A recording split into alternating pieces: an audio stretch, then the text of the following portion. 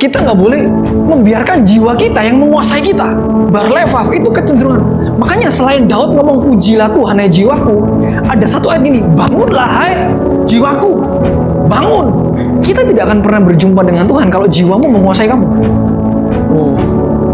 Sekali lagi, kita nggak akan bisa encounter berjumpa dengan Tuhan kalau jiwamu masih menguasai kamu. Yang dimenangkan itu harus jiwa dulu. Jiwa harus menang. Pak, tapi nggak ada tapi, hukum. Mau atau tidak ngelakuin? Yosua, ku perintahkan, kuatkan dan teguhkan. Itu kan perintah, bukan mudi, bukan mood. Kalau aku kuat ya aku kuat-kuatin, nggak bisa. Bukan mudi. Ini yang menjadi pokok masalah orang percaya. Kamu datang beribadah, tapi jiwa menguasai kamu. Makanya Daud tahu, bangunlah hai jiwaku, pujilah Tuhan, bangun, bangun. Karena gini, kenapa tidak ngomong spirit, roh? Karena gini, roh itu pasti ngikut kamu. Aku harus menang nih. Jiwaku harus aku kuasai. Makanya gini, kalau jiwamu nggak kamu taklukkan, gambar diri Elohim ada di bawah. Makanya orang yang masih suka jatuh bangun, bukan rohnya, kamu kurang mengerti, kurang ambil keputusan gini. Hei jiwa, kamu nggak boleh jatuh lagi. Jiwa itu harus diselaraskan dengan roh dan kebenaran. Makanya saudara, berdoa dan berjaga-jaga itu harus ngerti dulu. Jangan asal mengucap. Makanya bukan doa yang benar, tapi doa orang benar. Orang yang menguasai jiwanya itu orang yang benar. Berarti kamu sudah menang atas jiwamu. Setiap orang punya pergumulan, setuju? Setiap orang punya masalah masing-masing kok. Tapi gini, keputusan kamu mau naik nggak nih? Makanya gini saudara, Tuhan itu Tuhan yang cemburu. Alasan dia cemburu karena gini, ada bagian yang dia hembuskan ke dalam diri manusia. Roh yang di dalam dirimu diingini dengan cemburu. Kan ada ayat itu. Makanya naik turun sih, jiwamu nggak kamu kuasai.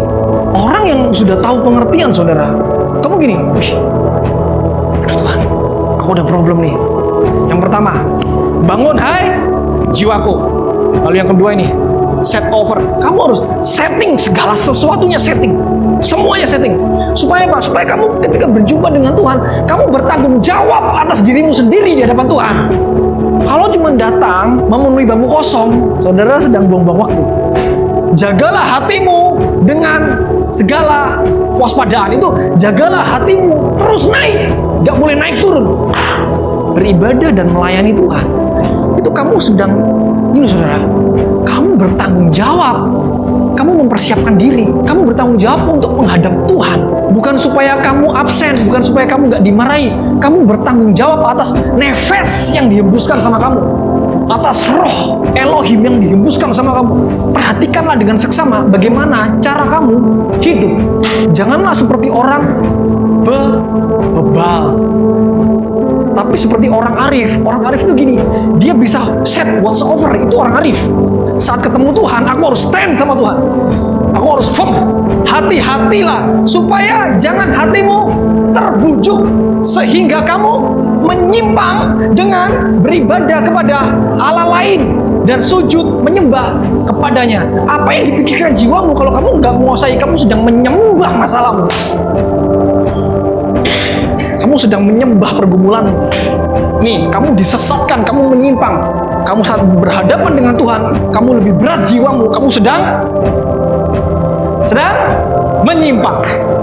Ketika kamu datang kepada Tuhan, sinimu masih pergumulan, hatimu sedang menyimpang. Jadi, apakah yang harus kubuat? Aku akan berdoa dengan rohku, tetapi aku akan berdoa juga dengan akal budiku. Aku akan menyanyi dan memuji dengan rohku, tetapi aku akan menyanyi dan memuji dengan akal budiku. Wow, Pak, yang penting roh saya nggak bisa, menyimpang. Makanya disitulah terjadi kesesatan, penyesatan jatuhnya di situ. Kalau aku berdoa dengan rohku, aku akan berdoa dengan akal budiku. Jiwanya harus dikontrol, harus disetting. Makanya terjadilah, berubahlah oleh pembaharuan akal budimu. Jiwamu harus diperbarui. Saya mengikuti kata hati. Kamu harus memimpin hati kecilmu. Kalau enggak saudara akan disesatkan.